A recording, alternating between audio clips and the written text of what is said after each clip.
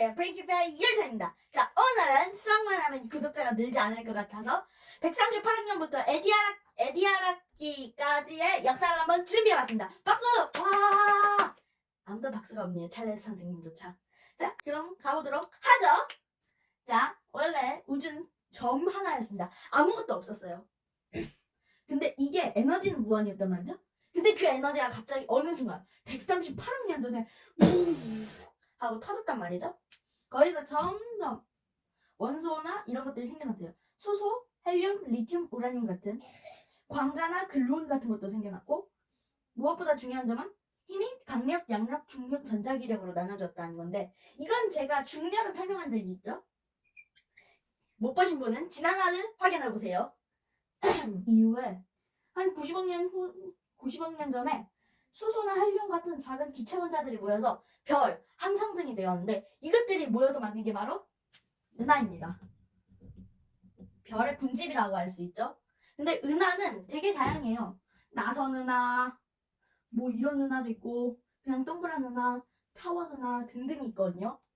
이런 것들은 나중에 설명할 거고, 여기서 중요한 점은 이 별들이 생겨나면서 원소가 보다 다채로워졌고, 별들이 폭발하기 시작하면서 그때부터 핵융합이 시작하면서 철이나 그런 고체 물질의 원소가 생겨나면서 행성이 됐습니다. 태양은 한 우주가 생겨난 지 50억 년 전부터 생겨났었어요. 우리 그 지구가 태어난 거는 40억 년 전이고요. 그러니까 5억 살 선배인 거예요. 근데 여기서 왜 지구가 생명체가 살기에 적합한 행성이 됐냐? 이건 대부분 아실 텐데, 수성이랑 금성은 너무 가까워서, 화성은 너무 멀어서 이렇게 되는데, 지구만 딱 어떻게 적당한 거리에, 이거는 다 어떤 조작인 것 같아요, 제 생각엔.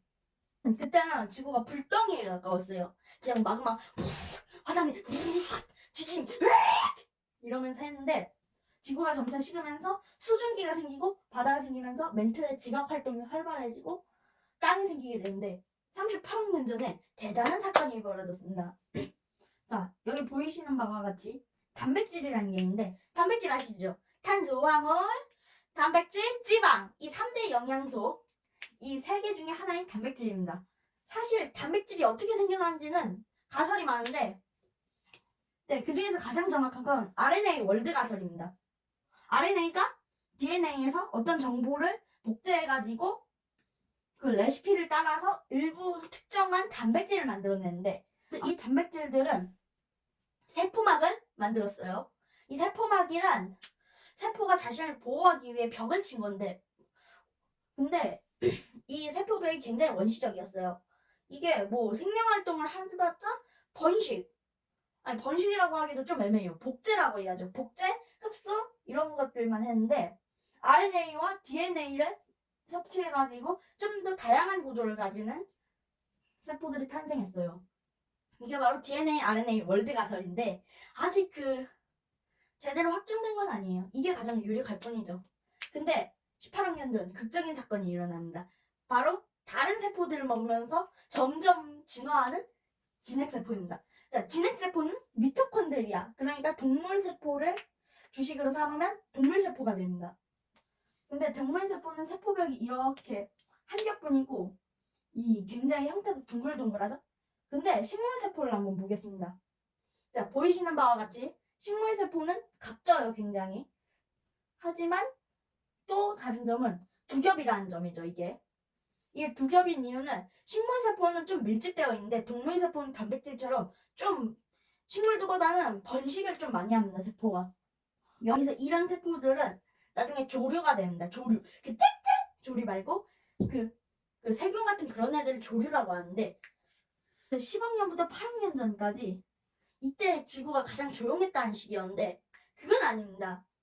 자, 해면 동물이 탄생했습니다. 네, 몽바지 스펀지.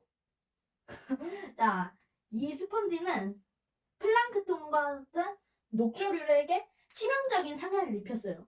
그리고 황화수소라는 애가 있는데, 이거를 그냥 치명타가 생겨가지고 바다는 그 냄새에서 사라지게 됐어요. 그러니까 스펀지가 바다를 씻겨준 거죠.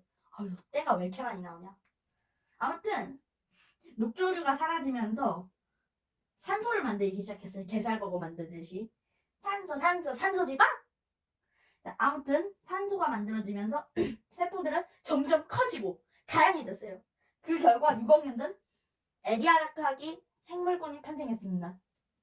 에디아카라기 생물군은 대표적으로 킴베렐라, 카로니오 디스쿠스, 카르니아 같은 생물이 있는데, 킴베렐라는 해저를 이렇게 몸을 기어다니면서 이동했는데, 이때는 연골 같은 것도 없었어요. 그래가지고 그냥 엄청 꿈틀거리면서 너무 힘들어 이러면서 움직였다는 거예요. 그런데 그래도 역동적인 움직임을 가진 녀석들도 있었어요. 바로 우리가 아는 원시 해파리 같은 놈들이죠. 원시 해파리들도 지금의 해파리와 다를 바가 없어요. 해파리는 그냥 99%가 물이라고 보시면 됩니다. 자, 원시 해파리도 이러면서 바다를 헤엄쳐 다녔다고 보시면 됩니다. 뿐만 아니라 카로니오 디스쿠스, 카르니아 같은 얘 둘은 발음이 너무 힘들다. 얘 둘은 이렇게 바다가 슉 하면서 유기물질들이 딱 걸러져 나가는 거예요. 이 막 사이로. 이런 식으로 먹이를 먹었을 거야? 축축 할 뿐입니다. 얘네들은 사실 뼈 같은 게 없어가지고 인상사진밖에 없어, 화석밖에 없어요. 여기서 인상화석이란 그 생물체에 DNA나 이런 게 남아있는 게 아닌 그 생물의 움직임이 남아있는 거죠. 자, 예를 들어보죠. 과학 실험실 같은 과학 그 박물관 같은 데 가면 누르면 들어가고 내가 손바닥 하면 반대쪽에 손바닥만 나오는 그거 있죠. 자, 제가 그거에 통째로 뛰어들었다고 쳐봅시다. 그러면 제 모양이 나오겠죠. 근데 그 모양에 제 그 몸이 남아있지 않습니다. 그런 거를 인상화석이라 하는 거예요. 참 쉽죠잉? 이 중에서 가장 눈에 띄는 건 디킨소니아죠. 디킨소니아는 그 당시에 1m 30cm로 가장 컸던 생물체 중 한 명이었는데, 얘가 동물인지 식물인지 해조인지 이런 거는 그때 당시에는 몰랐어요. 이걸 처음 발견했을 때.